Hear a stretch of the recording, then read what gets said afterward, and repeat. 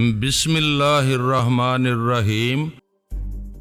گولیاں چلنے کی آواز سنتے ہی ہم تیرے پاس پہنچ جائیں گے، ہماری فکر نہیں کرنا تو۔ ٹھیک ہے تم جاؤ، میں خیال رکھوں گا ادھر کا، کسی کو اس راستے سے تم تک نہیں پہنچنے دوں گا۔ شرافت علی بولا۔ وہ باہر کی جانب بڑھ گیا اور میں نے تیزی سے ادھر قدم اٹھانا شروع کر دیے جدھر آبی سیف علی کو ہانک کر لے گیا تھا۔ وہ دونوں مجھے اسی کمرے میں ملے تھے جہاں لاکھو لشاری کی خون میں لت پت بے گور و کفن لاش پڑی تھی۔ اب تک ضرورت تو اس بات کی تھی کہ فی الحال وہ سب ہمیں بھول کر اپنے اس سرپرست کو پورے عزت و احترام کے ساتھ زیر زمین پہنچانے کا بندوبست کرتے، مگر وہ لاشوں پر کھڑے ہو کر شادیانے بجانے والے منتقم مزاج لوگ مجھ سے، آسیہ اور میرے ساتھیوں سے لشاری کا انتقام لینے کے لیے ایسے دیوانے ہو رہے تھے کہ انہوں نے اس غریب کو بالکل ہی نظر انداز کر دیا تھا اور ہماری تلاش میں خاک چھاننے نکل کھڑے ہوئے تھے۔ ممتاز بھی وہاں موجود تھا۔ وہ لشاری کی چارپائی کے قریب دیوار سے ٹیک لگائے کھڑا تھا۔ ہمیں دیکھ کر اس نے بہت ہی برا سا منہ بنایا۔ معلوم یہ ہوتا تھا کہ اسے دیکھ کر اس کے ہاتھ کی تکلیف کسی حد تک کم ہو گئی تھی، مگر وہ اپنے اکھڑے ہوئے ہاتھ سے کام نہیں لے رہا تھا اور نہ ہی ہم سے زور آزمائی کی غلطی کر سکتا تھا، کیونکہ طاقت کے مظاہرے کے دوران اس کا ہاتھ ہلتا یا جھٹکے کھاتا تو اس سے درد کی ٹیسیں اٹھ کر اسے بے حال کر دیتی۔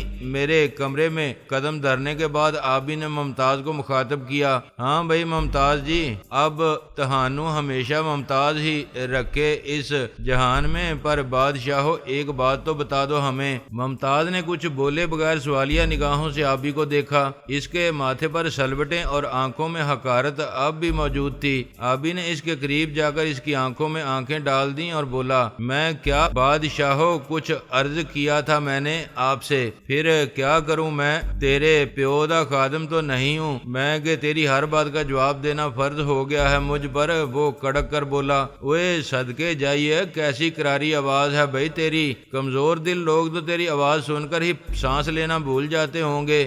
آبی نے اس کا مضاحکہ اڑاتے ہوئے کہا، مگر یار اب اسے کیا کریں کہ ہم دونوں میں سے کسی کو بھی ایسا کمزور دل نہیں ملا ہے، ہم پر کسی کی گرج چمک الٹا ہی اثر کرتی ہے بھائی جی، ہم ایسے لوگوں کے حلق بند کر دیتے ہیں ہمیشہ کے لیے، اس لیے تیرے حق میں بہتر یہی ہے کہ ہمیں یہ تنتنا دکھانے کی کوشش نہ کر، ورنہ ہاتھ کی طرح زبان بھی باہر لٹکتی نظر آئے گی تیری۔ ہمیں اس گناہ پر مجبور نہ کر بھائی، اور ہم کچھ پوچھنا چاہتے ہیں تجھ سے، اس کا ٹھیک ٹھیک جواب دے دے ہمیں۔ وہ بولا، یہ نہ سمجھنا کہ ایک ہاتھ کی وجہ سے نکارا ہی ہو گیا ہوں میں، ایک ہاتھ سے بھی گردن توڑ سکتا ہوں تیری، ضرور توڑ دینا یار جی، تو گردن میری، مگر اس سے پہلے میری ایک بات کا جواب دے دینا بھائی۔ آبی مسکراتے ہوئے بولا، میں کسی کی بات کا جواب دینے کا پابند نہیں ہوں، ویسے تم پوچھو کیا پوچھنا ہے، اگر مناسب سمجھوں گا دے دوں گا جواب بھی۔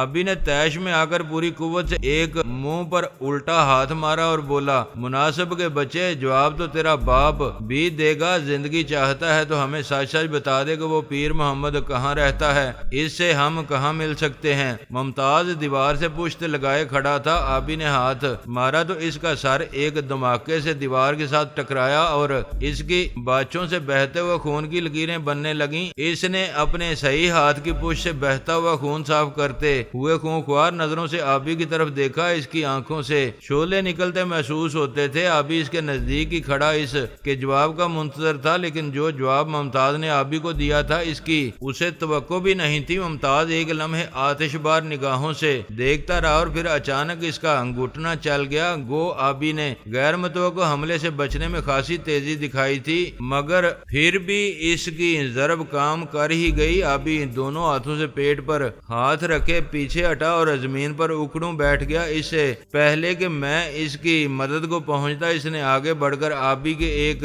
ہاتھ رسید کرتے ہوئے کہا، کتے کیا سمجھتا ہے تو، جان نکال دوں تیری اس حالت میں بھی۔ اس کی لات کھا کر آبی جیسے دیوانہ ہو گیا۔ اس پر جھپٹ کر ممتاز کی ٹانگیں پکڑ لیں اور وہ کسی کٹے ہوئے شتیر کی طرح پشت کے بل زمین پر آ رہا، مگر وہ کسی طرح بھی آبی سے کم تر نہیں تھا۔ لڑنے کے فن میں بڑی مہارت تھی اسے، گرتے ہوئے اسے اتنا ہوش تھا کہ اپنا سر زمین سے نہیں لگنے دیا تھا اس نے، وہ بس اپنے اکھڑے ہوئے ہاتھ سے مجبور ہو کر رہ گیا تھا، ورنہ یہ تو طے ہی ہے کہ آبی کے لیے اسے زیر کرنا کسی طرح ممکن نہیں تھا۔ نیچے گرنے کے بعد جس تیزی سے سنبھل کر دوبارہ اٹھنے کی ضرورت تھی، اسے ایک ہاتھ سے ہونے کی وجہ سے وہ اس تیزی سے حرکت نہیں کر سکتا تھا۔ اتنے میں آبی کو کھڑے ہونے کا موقع مل گیا۔ میں جو آبی کو چوٹ کھا کے پیٹ پکڑے بیٹھا دیکھ کر اس کی مدد کے لیے آگے بڑھا تھا۔ انہیں ایک دوسرے پر جوابی حملے کرتے دیکھ کر اور ان دونوں کی لڑائی کا تماشا دیکھنے لگا، آبی نے اگلے ہی لمحے اس کی ایک ٹانگ اپنے پاؤں کے نیچے دبائی اور دوسری کو اپنے دونوں ہاتھوں میں مضبوطی سے تھام کر پوری قوت سے مخالف سمت میں موڑ کر بال دینا شروع کر دیا۔ ممتاز تیزی سے اسی طرف کروٹ لے کر جس طرف آبی اس کی ٹانگ موڑ رہا تھا اس کی گرفت کمزور کرنے کی کوشش کی، مگر اس کی دوسری ٹانگ آبی کے پیر کے نیچے دبی ہوئی تھی، جس کی وجہ سے وہ اپنے ارادے میں کامیاب نہ ہو سکا اور آبی ٹانگ کو نصف بال دے کر دوہرا کرتے ہوئے اچھل کر سارا وزن اس پر ڈال دیا۔ نتیجتاً چٹاک کی آواز کے ساتھ اس کا جوڑ اپنی جگہ چھوڑ گیا۔ ممتاز کے حلق سے کسی ذبح ہونے والے بکرے کی طرح چیخ نکلی تھی، پھر وہ زمین پر مچلتے ہوئے آبی کو گالیاں بکنے لگا۔ آبی نے فاتحانہ انداز میں اسے دیکھتے ہوئے کہا، پیر محمد کا پتہ بتا دے سالے لاشاری کے کتے، ورنہ دوسری ٹانگ بھی توڑ کے اپاہج کر دوں گا زندگی بھر کے لیے۔ سیف علی اس کی حالت دیکھ کر تھر تھر کانپنے لگا، جلدی سے بولا، بتا دے ممتاز، ضد نہ کر، ان سے بڑے ظالم لوگ ہیں یہ، تو چپ نہیں رہ سکے گا۔ ممتاز کے بچے، زبان تو کھولنا ہی پڑے گی تجھے، چاہے ایسا کرنے کے لیے مجھے تیرے بدن کے سارے ہی جوڑ کیوں نہ اکھاڑنے پڑ جائیں، ہڈیوں کا سرما بنانے سے بھی دریغ نہیں کروں گا میں۔ آبی غضبناک انداز میں بولا۔ ممتاز بری طرح مچل رہا تھا، پاؤں کی تکلیف اسے چین نہیں لینے دے رہی تھی۔ شاید اس عالم میں بھی اس نے آبی کی بات کا جواب دینے پر آمادگی ظاہر نہیں کی تھی، اس نے تو اس کی طرف نظر اٹھا کے دیکھنا تک گوارا نہیں کیا تھا۔ اس کا یہ انداز آبی کے سینے میں بھڑکتے ہوئے شعلوں کو مزید ہوا دے رہا تھا۔ اس کے ایک بار پھر گرجتے ہوئے کہا، اوئے بول، بتا دے سالے چوڑے، کیوں موت کو پکارنے لگا ہے؟ ابھی سے ایسی بھرپور جوانی میں دنیا سے اتنی بیزاری کیوں دکھا رہا ہے تو؟ کیا جی اٹھ گیا ہے تیرا دنیا سے بالکل ہی؟ ایسا نہ کہہ یار آبی، یہ عمر موت کو گلے لگانے کی تو نہیں ہوتی، ابھی تو اس نے سیر جہاں شروع ہی کی ہے، اتنی جلدی جی کیسے بھر سکتا ہے؟ آبی بولا، جنہیں جان عزیز ہوتی ہے اپنی وہ بے مقصد ضدیں نہیں کیا کرتے جلانی، ایسے تو وہی لوگ کرتے ہیں جنہیں زندگی کی ضرورت نہیں رہتی، جو دنیا سے بیزار ہو چکے ہوتے ہیں۔ ممتاز کو قدرے پر سکون دیکھ کر میں نے اسے سمجھاتے ہوئے کہا، ضد چھوڑ دے ممتاز، اس سے کچھ حاصل نہیں ہو سکے گا تجھے۔ ہم جو کچھ معلوم کرنا چاہتے ہیں وہ آج نہیں تو کل معلوم ضرور کر لیں گے، پھر تو کیوں اپنے اوپر ظلم کر رہا ہے؟ ظلم میں کر رہا ہوں اپنے اوپر؟ ممتاز حیرانی سے بولا، تو نے میرا بازو اکھاڑ دیا اور تیرے اس یار آبی نے تیرے سامنے میری ٹانگ بیکار کر دی، مجھے اپنے پیروں پر کھڑے ہونے کے قابل نہیں چھوڑا، اور اس سارے ظلم ساری زیادتی کا الزام بھی تو میرے ہی سر پر دار دینا چاہتا ہے۔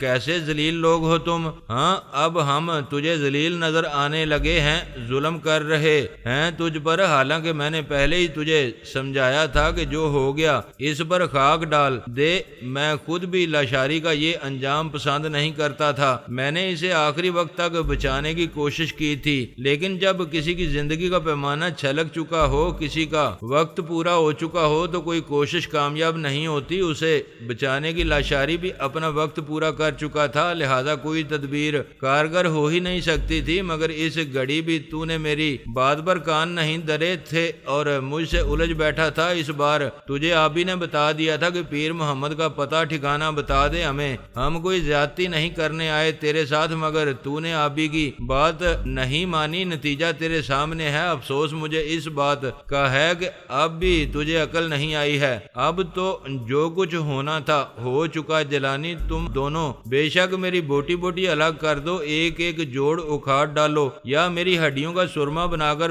بیچ دو۔ میں یہی کہوں گا تم سے کہ میں کسی پیر محمد کو نہیں جانتا۔ ممتاز فیصلہ کن انداز میں بولا، میں کہتا ہوں فائدہ کیا ہو سکے گا اس سے تجھے؟ میں نے ملائمت سے پوچھا۔ بات فائدے اور نقصان کی نہیں ہے جیلانی، آدمی کی زبان بھی کوئی چیز ہوتی ہے۔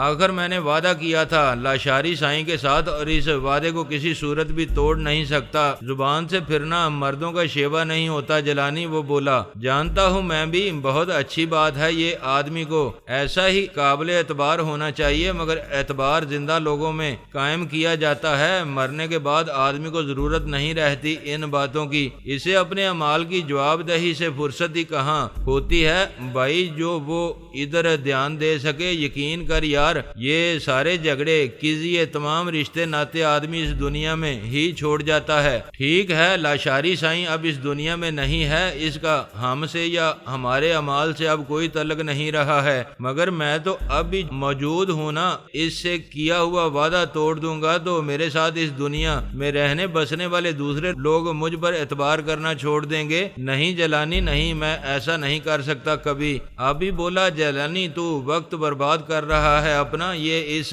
طرح نہیں بتائے گا کچھ بھی۔ میں کہتا ہوں تو ہٹ جا اس کے پاس سے، میں ابھی اسے مجبور کر دیتا ہوں زبان کھولنے پر۔ ایسے لوگوں سے بات کرنے کا ڈھنگ آتا ہے مجھے ممتاز کی حالت پر ترس آنے لگا تھا۔ بڑا بانکا اور گبرو جوان تھا وہ، اس کے ساتھ ہی خلوص اور وفا کا پیکر بھی تھا۔ آج کے دور میں ایسے لوگ ملتے کہاں ہیں ریاکاروں کے اس ہجوم میں وہ نہ جانے کہاں سے آ کر شامل ہو گیا تھا۔ یوں وہ کوئی نیک نام شخص بھی نہیں تھا اور نہ ان لوگوں کا شمار بھلے آدمیوں میں کیا جا سکتا تھا جن کے ساتھ وہ رہ رہا تھا۔ اس کے باوجود اس کا ایک انداز فکر تھا، ایک طریقہ حیات اور زندگی کے کچھ اصول بنا رکھے تھے اس نے، جنہیں وہ کسی وقت کسی قیمت پر بھی فراموش کرنے کو تیار نہ تھا۔ مجھے اس کی بس یہی ادا بھا گئی تھی۔ اس کے انداز نے میرے دل میں ہمدردی کا جذبہ ابھار دیا تھا۔ اس کے لیے ایسا بے بدل شخص ضائع نہیں ہونا چاہیے تھا۔ میں نے اس کے پاس سے اٹھتے ہوئے آبی کو مخاطب کیا، آبی لعنت بے یار، اس پر دفع کر سالے کو، ہمیں ضرورت ہی کیا ہے اس پر اپنا وقت اور انرجی ضائع کرنے کی؟ وہ پیر محمد ادھر کراچی ہی میں تو رہتا ہے نا، ہم تو سالے کو زمین سے بھی کھود کے نکال لیں گے۔ یہ نہیں بتانا چاہتا تو نہ بتائے، اس کے بغیر ہی ہم ڈھونڈ لیں گے اسے اور دکھا دیں گے اس ممتاز کو کہ دیکھ تیرے بعد بھی دنیا کا کاروبار چل سکتا ہے۔ آبی نے اس کی طرف بڑھتے ہوئے کہا، مگر اسے یوں زندہ تو نہیں چھوڑ کر جائیں گے ہم، اس کا بوجھ تو ہلکا کر ہی جائیں گے اس زمین کے سینے سے۔ وہ جھپٹ کر اسے روند ڈالنا چاہتا تھا، اس کا سینہ چھید ڈالنا چاہتا تھا پستول کی گولیوں سے، مگر میں نے تیزی سے اس کے سامنے آ کر اسے روکتے ہوئے کہا، اوئے میں دسیا نہیں تینوں، ہٹ پرے مٹی پا اے دے اتے۔ سیف علی نے جلدی ہی سے آبی کے پیر پکڑ لیے جھک کر اور بولا، معاف کر دیں سائیں، غصہ تھوک دیں، اب دیکھے نا جیلانی سائیں بھی معاف کر چکے ہیں اسے، یوں بھی اب اس میں رہا ہی کیا ہے، ایک ہاتھ اور ایک پیر تو آپ نے نکارا کر ہی دیا ہے، اس کا کھڑا تک تو ہو نہیں سکتا اب یہ۔ اوئے لعنت ہو تجھ پر سالے سور کے بچے، جا دفع ہو جا ادھر سے۔ آبی نے اسے پیر سے دھکا دے کر الگ گرا دیا۔ چہرہ اس کا غصے کی زیادتی سے تم تم کر رہا تھا، اس گھڑی بالکل شکار پر ٹوٹے ہوئے باز کی طرح بفرا ہوا تھا۔ صاف لگتا تھا اب ممتاز کی حیات کا ٹمٹماتا ہوا دیا بجھا کر ہی دم لے گا وہ۔ اس کے ہاتھوں سے ممتاز کا بچ جانا ممکن نظر نہیں آ رہا تھا، مگر میری بات یا شاید سیف علی کی التجا اثر کر گئی اس پر۔ سیف علی کو دھکا دے کر الگ کرنے کے بعد وہ تیزی سے کمرے کے دروازے کی طرف مڑا اور لمبے لمبے ڈگ بھرتا باہر کی جانب بڑھتے ہوئے بولا، اب جلدی سے نکل چل یہاں سے جیلانی، ایسا نہ ہو کہ میں اپنا ارادہ تبدیل کر دوں۔ میں اس کے پیچھے لپکتے ہوئے بولا، نہیں بھائی میں چل رہا ہوں میں تیرے ساتھ، تو ارادہ تبدیل نہیں کرے گا، بس اب نکل ہی چل یہاں سے۔ ہم دونوں تقریباً بھاگتے ہوئے باہر نکلے اور سیدھے کار کی عقبی نشست میں جا دھن سے شرافت علی سٹیئرنگ سنبھالے کار سٹارٹ کیے۔ کسی بھی قسم کی ہنگامی صورتحال میں ہمیں لے کر بھاگنے کے لیے بالکل تیار تھا۔ ہمارے بیٹھتے ہی اس نے ایک جھٹکے سے کار کو آگے بڑھا دیا۔ مجھے اس سے کچھ کہنے کی ضرورت ہی پیش نہیں آئی تھی۔ حویلی سے نکل کر کار اس راستے پر ڈال دی جو بگاڑی نہر کے اس پل کی طرف جاتا تھا جسے عبور کر کے ہم ادھر آئے تھے۔ آبی خاموش بیٹھا تھا، یقیناً وہ اندر ہی اندر اس بات پر بل کھا رہا تھا، میں نے ممتاز کو زندہ کیوں چھوڑ دیا؟ میں نے اسے اپنے اندر کی بھڑکتی آتش انتقام پر قابو پانے کے لیے چھوڑ دیا اور اب اسے چھیڑنا مناسب نہیں سمجھا۔ اس گھڑی اگر میں اس سے بات کرنے کی کوشش کرتا تو میرے لیے اس سے جان چھڑانی مشکل ہو جاتا۔ نہر عبور کرنے کے بعد شرافت علی نے خاموشی کا طلسم توڑا۔ اس نے مجھ سے پوچھا، اب کیا پروگرام ہے جیلانی؟ کدھر چل رہے ہیں ہم؟ سیدھا کراچی ہی نکل چل یار، یہ تو ساری دوڑ بھاگ بے مقصد ہی ہو کر رہ گئی، نہ آسیہ ہی کو روک سکے نہ ہی لاشاری کی جان بچ سکی۔ یار یہ زندگی کتنی بے وفا شے ہے، مشکل گھڑی میں کس طرح ساتھ چھوڑ دیتی ہے آدمی کا، اور ہم کتنے بے وقوف کیسے اندھے ہیں کہ ہمیشہ اسے اپنا کہہ کر ہر چیز سے زیادہ حفاظت کرتے رہتے ہیں اس کی، اور کیسی کیسی آسائشیں فراہم کرتے ہیں اس کے لیے۔ کسی وقت تجھے یہ خیال آیا ہے کہ شرافت علی تو نے یہ بھی سوچا ہے کبھی؟ اس وقت میں نے شرافت علی سے سوال کیا۔ نہیں بھائی، ایسا کوئی لمحہ مجھ پر نہیں گزرا ابھی تک، اور نہ ہی آج سے پہلے کسی نے توجہ دلائی تھی اس طرف۔ شرافت علی بولا، اب میں نے دلا دی ہے تمہیں توجہ، کبھی فرصت ہو تو بیٹھ کر غور کرنا تم بھی، اور جو نتیجہ اخذ کرو اس سے مجھے بھی آگاہ کرنا۔ اچھی بات ہے، تم کہتے ہو تو ضرور کروں گا غور، لیکن یہ وقت تو مناسب نہیں ہے اس کام کے لیے۔ ابھی نہیں میرے یار، یہ تو نہیں کہا میں نے کہ ابھی سے غور کرنا شروع کر دے، ابھی تو ہمیں اپنی اپنی جان کراچی تک صحیح سلامت لے جانے کی فکر کرنا چاہیے۔ لاکھ ہرجائی صحیح، مگر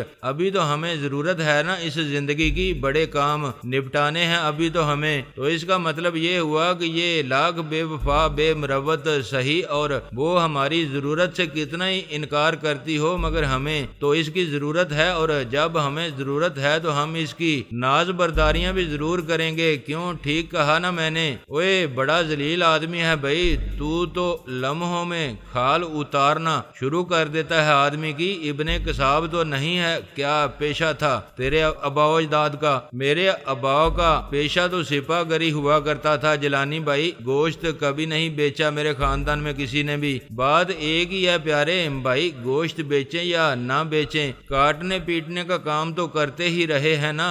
وہ بھی ابھی جس نام سے پکارتا ہے تجھے وہ زبردست ہے کچھ۔ شرافت علی کھسیانی ہنسی ہنس کر بولا۔ آبی کا موڈ بھی شاید ہماری باتوں سے بحال ہو گیا تھا، وہ فوراً بول اٹھا، کچھ نہ کچھ بھائی، بالکل فٹ بیٹھتا ہے وہ نام اس پر۔ میں نے اسے گھورتے ہوئے کہا، اوئے تیرے شوق کا پیریڈ ختم ہو گیا کیا جو پھر چہکنے لگا ہے تو؟ شکر کر ذلیل آدمی، میں نے برداشت کر لیا کسی نہ کسی طرح۔ جی تو چاہتا تھا کہ اس ممتاز کی جگہ تجھے لٹا کے ذبح کر ڈالوں۔ سالے بچڑ، یہ کیا حرکت کی تھی تو نے؟ اچانک کیوں چھوڑ کے چلا آیا ہے تو اسے؟